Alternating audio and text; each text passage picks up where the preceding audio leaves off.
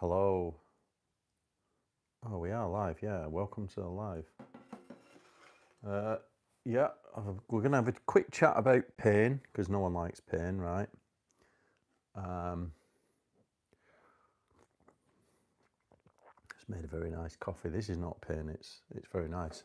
However, I do need to cut back because too much of it gives you pain, stops you sleeping. So I've hit my limit here. I usually do not drink coffee after 4 p.m. Anyway, I'm rambling. Right. Or 3 p.m. I should say is better. Right. What do we mean by pain? Right. So in this context,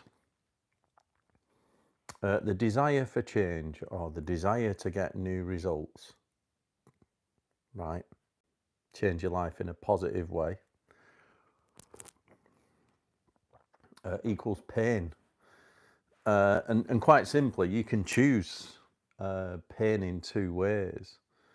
You can either choose pain now, right? So you have a better future, or you can avoid pain now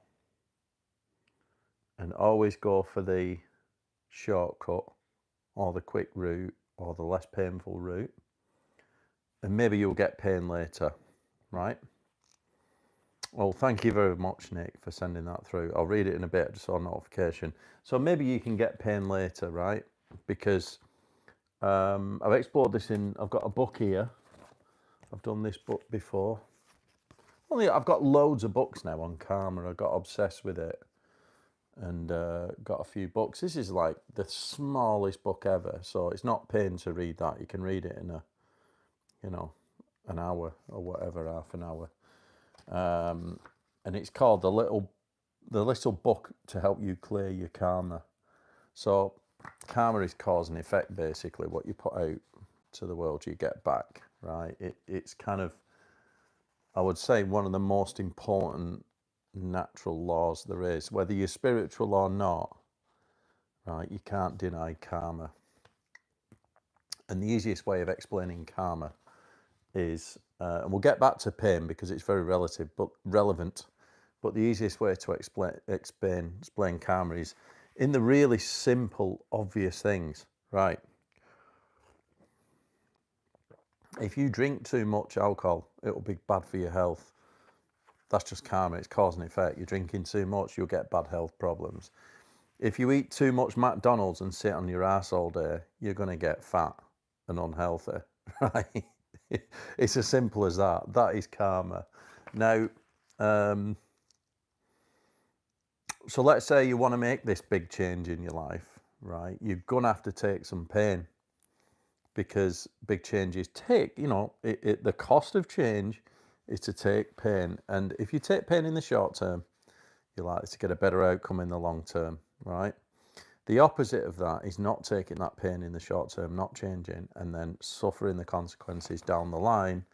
And in the way of karma, we've got this thing called the magic of karma. We've got this thing called karmic crystallization, right? This is where karma crystallizes. So back to the example that we're talking about.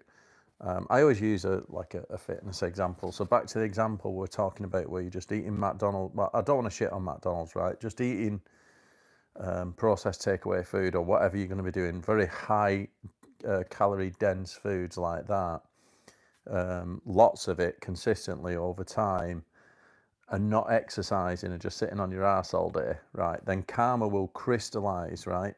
So karmic crystallization is the act of your previous and or current actions becoming solid, crystallized, right?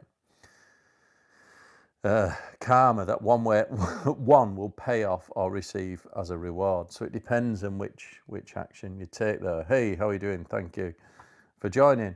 So it depends which action. So karma can pay off as a karmic debt, like a bad thing, or it can reward you, depending on which action you choose, right?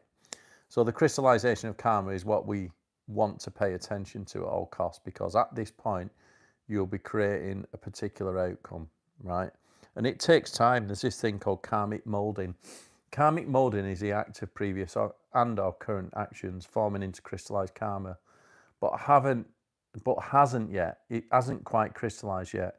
This period is a marginal period between two extremes that we must pay attention to.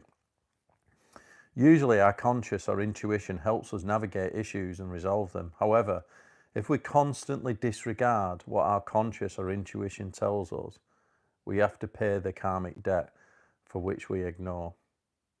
Or it's an indication that rewards are coming.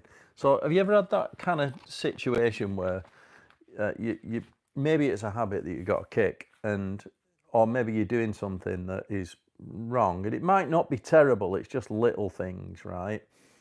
But your conscience just keeps nagging away at you, you know what I mean? Or your intuition keeps saying, oh, you ought to pack that in. Like, you know, I had a friend who had a bad gambling addiction, you know what I mean? And it cost him his marriage. Like, it was absolutely terrible, but he couldn't help himself, you know what I mean? This little, and what was like £2 or £3 in a slot machine, you know, in a one-armed bandit type thing, became thousands and thousands of pounds every other day in a casino, and eventually the whole thing just came down. His intuition was nagging him like fuck, you know, every day to give it up. He knew he had to give it up. And this is the thing, karma got him in the end, you know, it crystallized, right? So that pain, right, this is the thing, you can pay. I like, I should have got the other books where this comes from. So the Almanac of Naval Ravikant, that's a great little book to read, right? And in there, one of Naval's tweets something like, when you're caught between a decision of two possible routes, you should always take the route that offers that comes with the most pain in the short term. And it's like a heuristic that he uses, and he's basically saying that the route that has the most pain in the short term is more likely to come with the biggest benefit and the biggest change, right? Because your brain is always looking to avoid pain. It's just built based on the whole fight or flight to avoid any kind of pain and go for the quick fix, you know what I mean? But the quick fix is just like Groundhog Day, it's more of the same. So when Naval says when you're caught between the two, and you should always choose the one that offers the most pain in the short term, because that is likely to get you a better result. So that's a great thing, you know. I think if you're thinking about that change, maybe it is like fitness related, right? Should you start the gym right now, or should you put it off until next month? Right, there you go. Right now, more painful.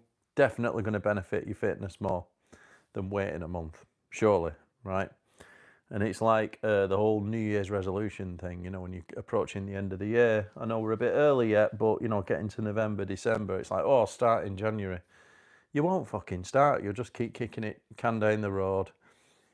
You should always take the pain in the short term. And that is it. You know, there's not really much more to say on it. I can't talk for long because I've got to go on. I'm going training jiu-jitsu in a bit. So, I'm going to hit you with a couple of things here. There's one that's called karmic neutralizing. There's a way to, the Russian was asking me actually about, there's a way to neutralize karma. Yeah, it's called karmic neutralizing. This is where you can neutralize with the imagination. You can always, you can even delay that karma just by having a positive mindset. Like, and the idea was that people who do evil things can even avoid karma just by keeping a positive mindset. And it's called, it's called karmic neutralizing. You can, you know, your consciousness consciously override our karma with feeling and a mind state where it doesn't exist. This is also a phenomenon behind people's ability to overcome challenging circumstances. Yeah, you can use this karmic neutralizing, like positive mindset stuff to overcome like massive challenges in your life, and it helps you through that pain, especially that short-term pain. But this might sound bad, but it's also possible for someone to do something really evil and avoid suffering the consequences of it by having that positive mindset to neutralize it. But it's almost like a loan. The karma doesn't go away. It has to be paid. You cannot avoid karma. Karmic debt has to be paid, right? You can delay it, but it has to be paid. So what does that look like? If you do something bad, maybe you've wronged someone or whatever, you can avoid it through blocking it out in your memory. It's a bit. It's a flipping character.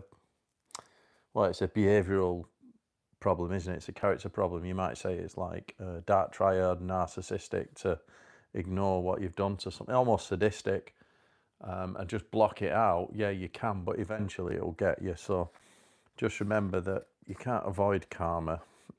All you can do is, accept it, because it will come whether you like it or not. So your choices really are two. You can either take the pain in the short term, right, which is literally overcoming your, I put it in the description, your limbic system, which is built in your brain. Your limbic system is there to sort of fight all these urges, any threats, and it's like going to take the shortcut. It's like fight or flight.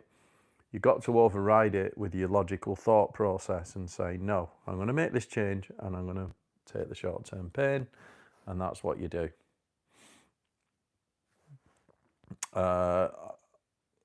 Yeah, just looking at your comments. Yeah, thanks. Yeah, no worries. Is this not delusional living? Well, I don't know what's delusional. Yeah, it could be. I mean, look, no one's forcing you to make any changes. You know what I mean? Yeah, if you're comfortable in life and you're getting everything that you want, or maybe not everything that you want, but you just accepted it, that's quite. It's quite. As long as you're at peace, that's a brilliant place to be. You might. If you look at people like Alan Watts, right? Alan Watts, the great philosopher. He was a great proponent of like doing nothing. You know what I mean? Just accepting your lot in life and just going with it. But most people want something out of life, and even Alan Watts suggests that it's more about letting go of outcomes, and then you'll actually get what you want, right? So delusional living, I don't know. I mean, I would not say that you should like absolutely. The other thing, you don't have to achieve everything. You just have to. I think my latest video that when I was at Whitby Beach.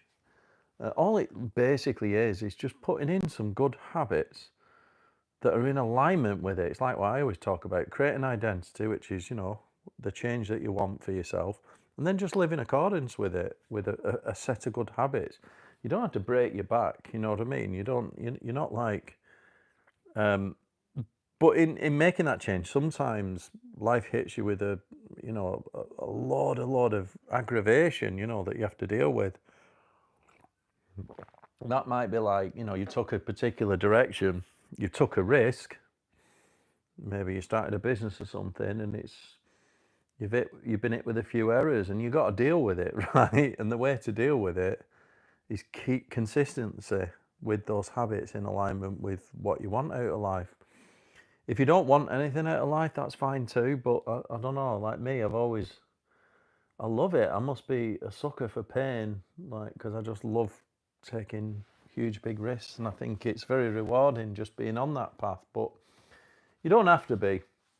One of the best things you can do is just form good habits, every day, and just live well, right? And then you're living in alignment with your identity, and that's a really good thing. Like, like what I do. I've done loads of videos, even in that video that I just released.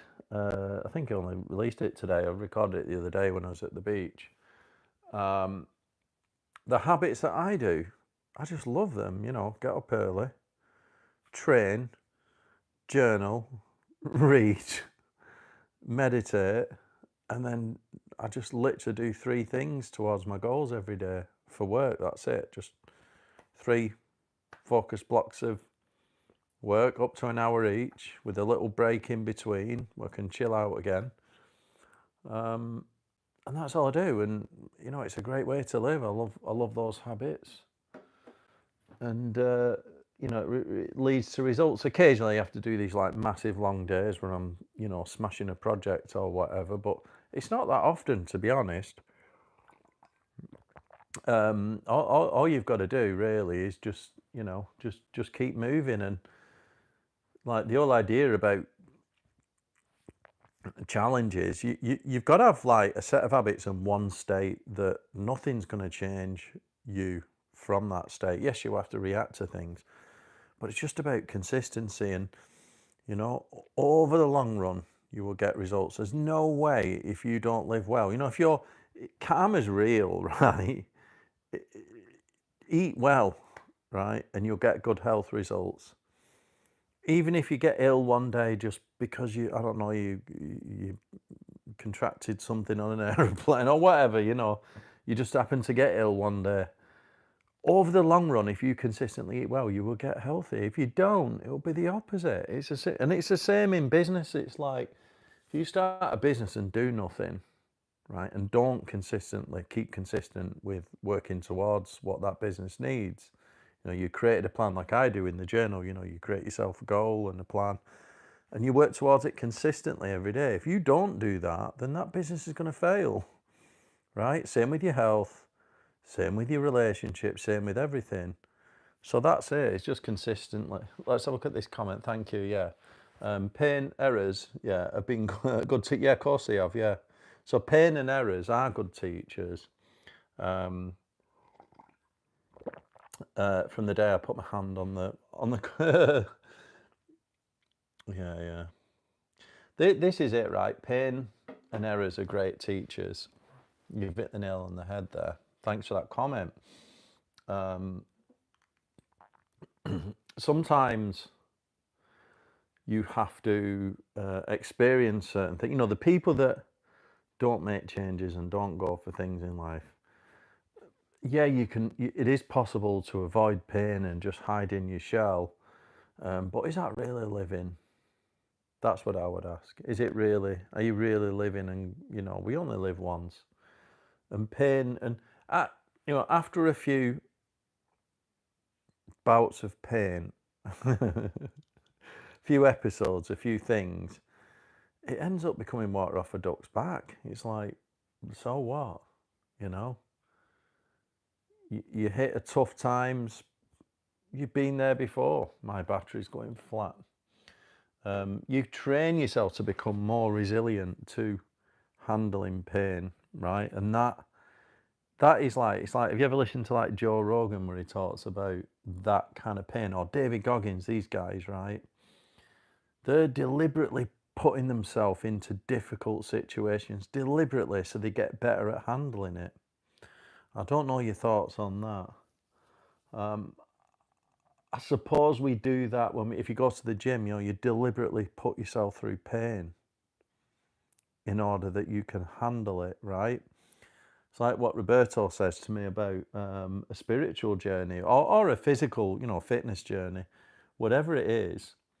The better you get at something, whether it is spiritual mindfulness, a spiritual journey, or fitness journey, the more advanced you get, it actually gets harder. It doesn't get easier. It actually gets harder. The thing that changes is you become better equipped to cope with it and more resilient. It's like when you first go to the gym, you know, you pick up these measly little weights and they hurt. Your first gym session hurts, but then later on, you're picking up massive weights, right? It still hurts, but it doesn't feel as hard because you're so used to it.